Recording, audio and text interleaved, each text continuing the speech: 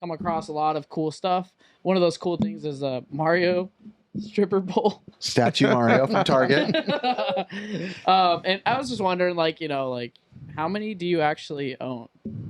Them or me? No, you. Well, yeah, okay, sure. We had one. We sold it to Chris, but yeah. But basically, I think what Chris is even saying is like what we were talking about kind of earlier is like there's so many pieces in the collecting world. Like we all collect video games, right? Yeah, like, hey, we got games. What happens when you get full sets? Where's all the weird stuff? Yes. Where's all the promo stuff? Yes. And you get into the line of not for resale. Hey, this wasn't supposed to be in the public. Hey, these Mario stripper pole, as everyone calls them, Mario statues, still have the not allowed to own this, must speak to an employee to get it. How do we feel as people who, let's be honest, we kind of collect that stuff that maybe was an employee award that's not supposed to go out? Like, is there even legal repercussions for any of this? And I know someone in here who has 15 of those Marios. I do. I have 15 Mario stripper poles right now at my warehouse. And I got one of them signed by Mario himself. I met him at a Collecticon. He signed it, and I took it right over to PSA and had it certified Chris right Pratt? there. That's what I was. No, wait, we should clarify for those who don't know, because not everyone's as dumb as us and spends thousands of dollars on plastic statues. We're talking about the Mario poles you see at Targets. Yes. Yeah. The scene, we'll call them the stripper Mario poles. But yeah, they're known as stripper Marios. They're Target exclusives, only to America. There's a couple of different variant ones. Like the ones in Japan, they're a little bit more bigger. Oh. But they're only at the Nintendo stores. In New York, they have one over there that the flag is bigger. The Mario's a little bit smaller, but the pole is longer. But the one that people usually see are the ones at Targets. And I have about 15 of those. Also referred to as the one screw Mario, right? Yeah. There's just one screw that holds it in, and people were running in and unscrewing the one screw. Yes. Were they acquired any other way, Romeo? Do you know? Was it like backdoor employee stuff through Targets, or like are people just literally running in and grabbing these? No. There's district managers that take them off and they sell them on the side. Just keeping it real with you guys. What's happening right now is that Nintendo does know that there's a lot of them that are taken out the store. So corporate Nintendo of America did send an email out to the big shots at Target. So a lot of the Mario stripper poles that you see on Targets are gone. And to the people that are listening, some of them are probably gone in your store. That's because they're forcing the employees to destroy them in the trash cans. Ooh. Yeah, and that's really happening right now. Looks like we're on dumpster diving. Let's go. I think I read recently that they were just pulling it all together. Like within the last month, I think I read like all of those are going to be gone. Yeah. So you can find them at expos being sold for like, I seen them in expo sold up to $3,000. On the East Coast, I've seen private sellers sell them to collector for $5,000. I don't know how much you paid for yours. Waxed. Like on the table laying down wax. Ricky and I just sold him. Ricky and I just sold him one. And that's your first one ever, right? I have one. But I will say it's cheaper than all of those prices you just named. For sure. But I was happy to get one because I do like collecting kiosks dating all the way back to early, Super Nintendo kiosks, GameCube kiosks. All of those were owned by Nintendo. They were not meant to be sold. I'm curious, like what the time frame is where people are generally kind of what is the time frame where Nintendo no longer cares? I feel like I don't think they're going to come in and take my Super Nintendo kiosk. They just don't care anymore. It's not something they're actively make money off of. Right. But it was acquired at one point, just like the same way that this Target Mario was.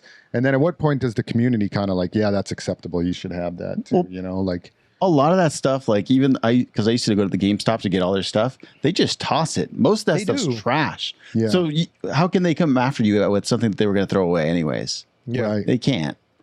And I feel like you're saving it. You're saving it. If anything, you saved it. Yeah. If they try to take it back, I'm like, save this from the trash. What?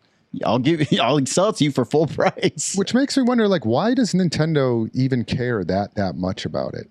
Why do they not want that stuff out there? I don't know. That's a good question. They may or they may not. It may just be someone filling their job position. And hey, your role is to make sure and send emails to all the people. But in actuality, they may not actually care. It's just someone doing their just doing their job. But there's other companies. I know Lego is very, very particular about they do not want their stuff, all their sales point of sale display items, going out to market. They want it all destroyed. All those like cool, like there's like the diorama things with like the Lego pieces in them. But I never really understood why they care that much. Now I will say this about the Mario stripper poles, right? I seen this great YouTuber called K Quarter talked about at SoCal that he got one. I brought 6 out to SoCal for display. I know people, whatever you paid for, I honestly think in the near future for those Mario stripper poles, that will be a $10,000 piece for sure. They are limited. Yeah, they are super limited. They are getting destroyed. They are getting pulled out. So many people, I can name 20 collectors off the top of my head right now that want one and can't get one. That piece is only get more valuable over time. That's why I haven't sold any of them. That's why I bought one too. Ricky and I maybe I didn't get waxed. You did. You did it. Trust me, you did. These guys over here 10K, and they're like, dang, we got waxed. We're still waiting for you to give us a deal on a Nintendo game. I know people in the comments below are gonna say, "How much did this guy pay for 15 Mario poles? $500." Dang. Yeah. A piece. Yeah. Not all together. I wish. You have the biggest come up of anybody. 500. That is an I absolute. paid a lot more for mine because they are hard to find. But I think I agree with you just because there's like a whole kind of story that's gone around these now for a couple of years now. You know, people have been. Well, I mean, and if you think about it too, like, okay, let's name Huntington Beach. How many targets are there in Huntington Beach? 1, 2. 2. There you go. 2. That's But 2 in Huntington. I think there's 3, but there's only 2 that are big stores. So there you was go. there a Mario pole in there? I Not never the went little into ones. look. Only the big ones get them. So there's your answer. 2. Costa Mesa. And they didn't even have 1. them. Yeah. So right. They will become very limited. And I would dare say, sure. even like those big statues that Ricky has, like there's like 400 of those out there. Yes. So it's probably only like 700 of those total. Yeah.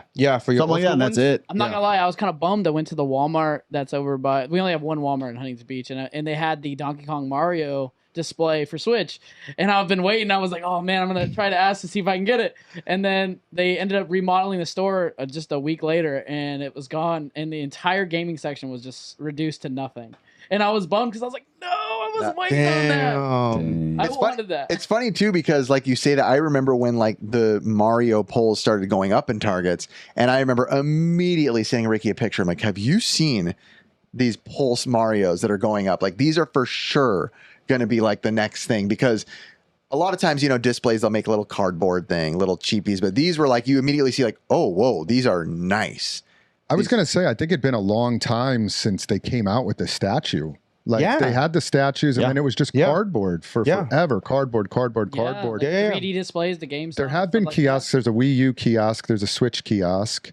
But other than that, like a statue, I think it's a long time since they came out. The last statue that came out was N64 era, where he's like pointing like that with the big nose, small. That's the last Mario statue and we Star have seen. Fox too. Star Fox, Pikachu. Yeah. I want the Pikachu one. So for this generation, for the Switch, and think about all the kids that are going up with the Switch right now, and they go to Target and they see that statue, those kids are going to be hunting at one point.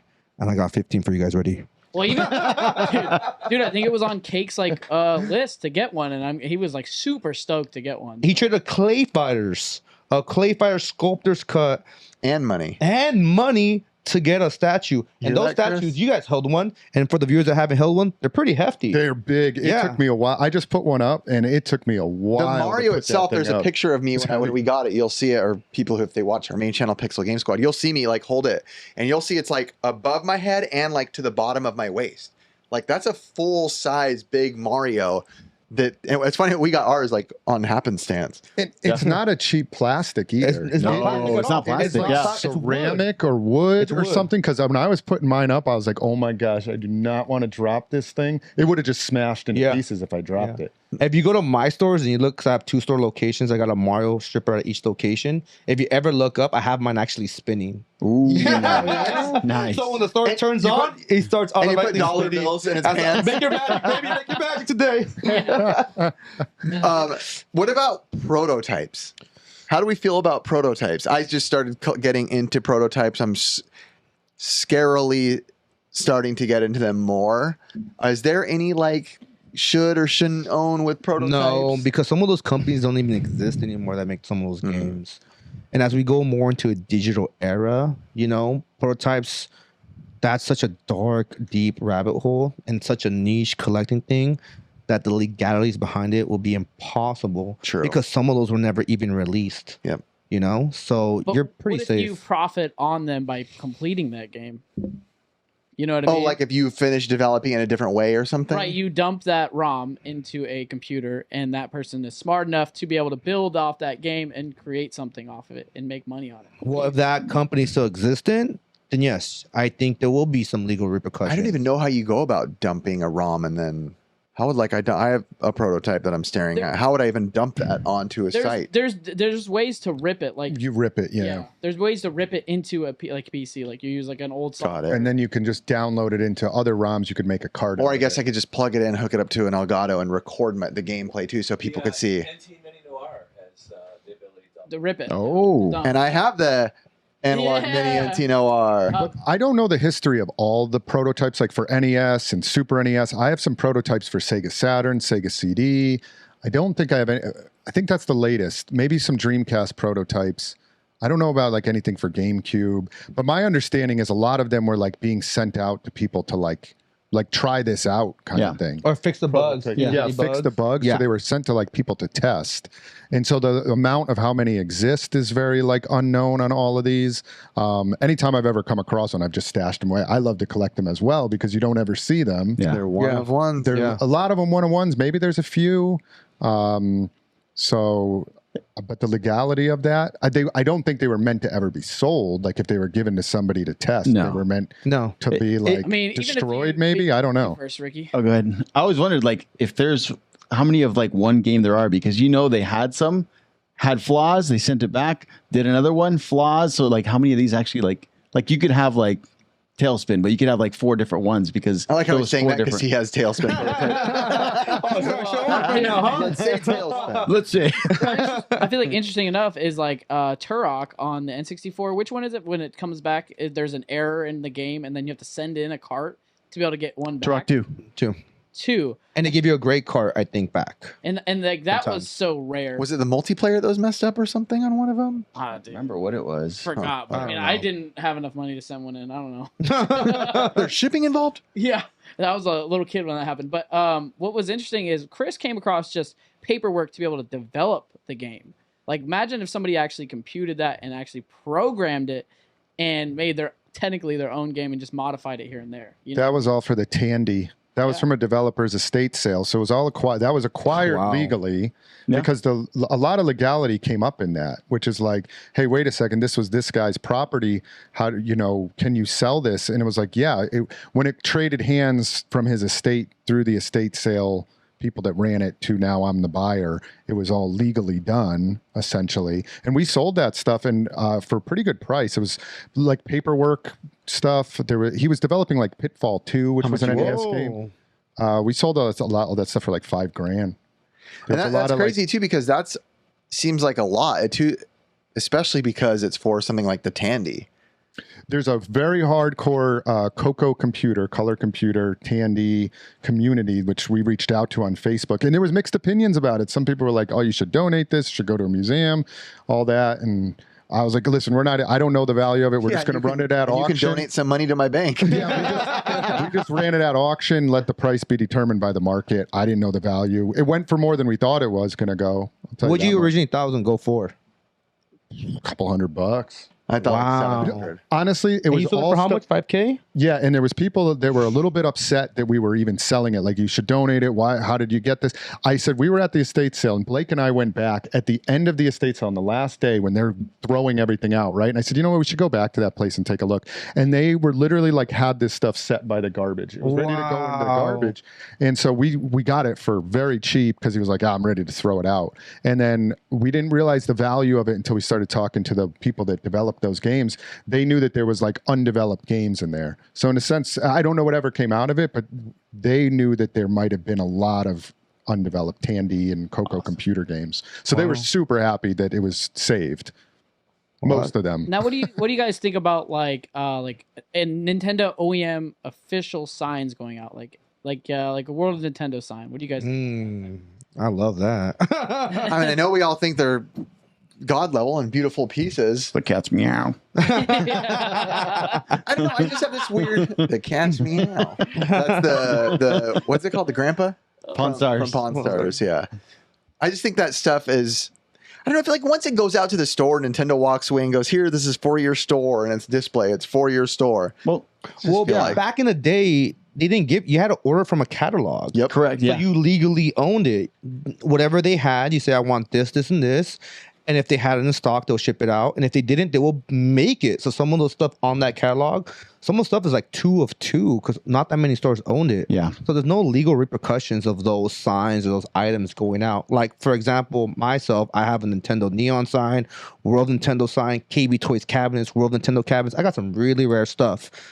I bought it, and legally, the people that owned it before, they bought it. So there's no legal repercussions for me. Yeah, it's owning almost it. like storage units. Like you feel like, well, you had your chance and now you bought this thing and it's, well, I guess it's mine now.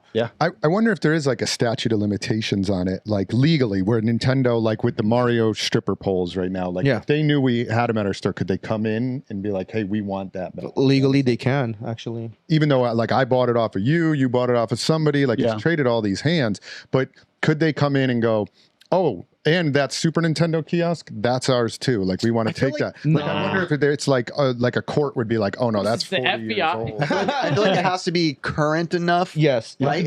Like the difference is, let's just be honest, modding a Nintendo Switch versus modding a NES.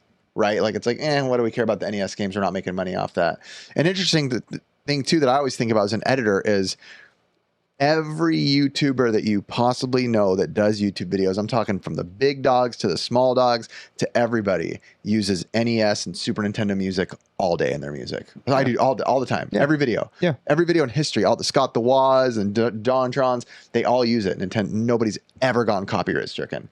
But if you upload a new song in your background that's from Breath of the Wild, you probably get a copyright strike real quick. Because it's relevant. It's relevant. It's relevant. So that's why I always wonder about the Mario polls. Like it is relevant. So that's why Ricky and I were smart and passed it on to you. So now it's in your hands. Well, there is a little sticker on some of them that say property of Nintendo. His has that. Yeah, so legally, if they do see it, there is Yeah, a and I green don't- assist to I He's come gonna get start it. scratching the stereo codes on. I wonder if there is not a statute of limitations, like it never would run out. Because, like, I don't want to go too deep down this story because it's kind of like Dusty's story. He had that Star Trek piece. It was in the news. It was the Star Trek Enterprise piece from, like, I want to say the 70s. But the claim was that it was stolen at one point, and it was like 50 years later. And I think if they had been able to prove that it was stolen when it's recovered 50 years later, they were trying to say like, oh no, that's still mine. You know what I mean? And like I think wasn't that supposed to sell for like $2 million or something? yeah. And Like they- if But I- that's why. they That's can't. the high end. It's still tied up. Yeah, that's Yeah, they can't. And here's a story. Recently, on one of my Hollywood locations, a collector, someone came into his house and robbed his collection, right? So he called my store and said, hey, bro, my collection just got robbed. If it comes your way, can you let me know? I'm like, yes, of course, I will do that.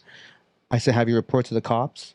The cops say they can't really help out because unless he has video proof of it and receipts and all those transactions, then there's nothing they can do. Their Video hands are proof of tied. him buying it? Video proof of him getting robbed and each item getting robbed. He had receipts, invoices, whatever it was yeah, for who all the has items. that? Nobody has No one that. has that. Nobody has No one has that.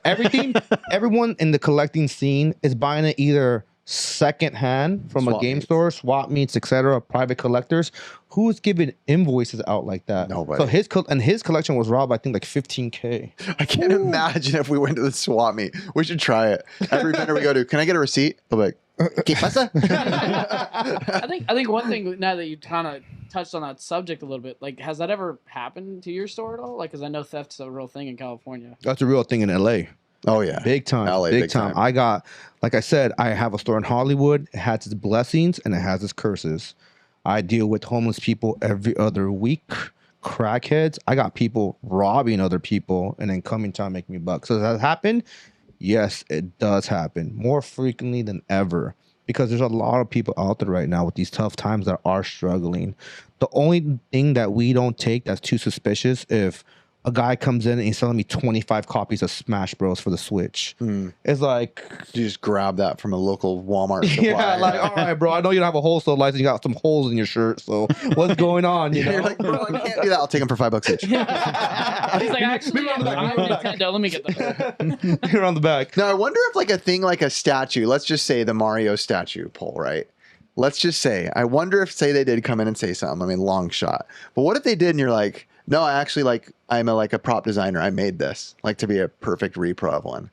I wonder if you could get away with something like that. No, because then you're using the likeliness of a AAA character that they own as trademark and registered, you will get sued. Watch out, Wood. Woodman. I was like, oh man. They're coming Woodman. after you. Don't give out his name. I'll just say I got it from Wood. I got it from Wood. Let's go.